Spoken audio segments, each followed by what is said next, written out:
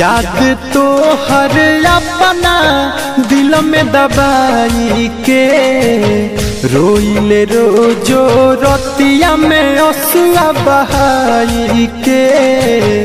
रोइले रोजो रतिया में असुआ बहाई के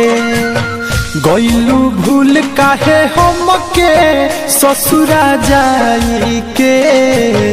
रोइले रोजो रतिया में असुआ बहाई के रोइले रोजो रतिया में असुआ बहाई के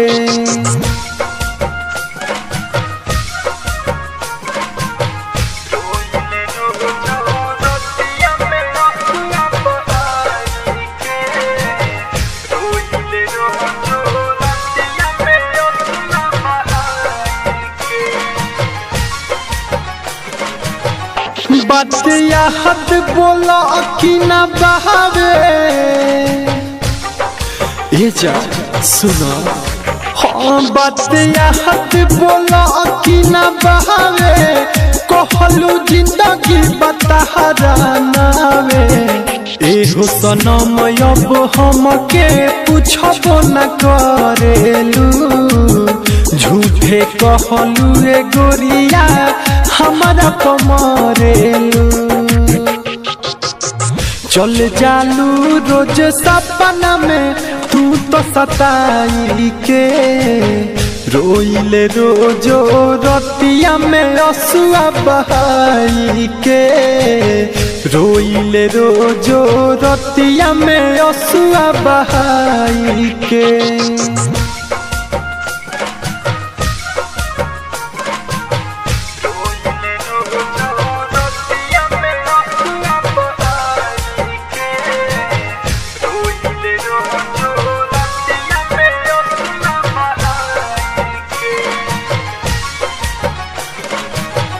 खाली तो हर याद सतावे हो खाली तो हर याद सतावे अब तो कुछ दिल के न भावे गोरिया तू से सनाथ के साथ में चल गइलू होला नहीं विश्वास की केतना बदल गइलू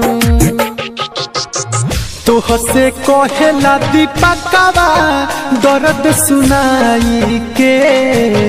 रोइले रोजो रतिया में लोरावा बहाई के रोइले रोजो रतिया में असुआ बहाई के गइलू भूल काहे हमके ससुरा जाई के रोइले रोजो रतिया में असुआ बहाई के रोइले रोजो रतिया में असुआ बहाई के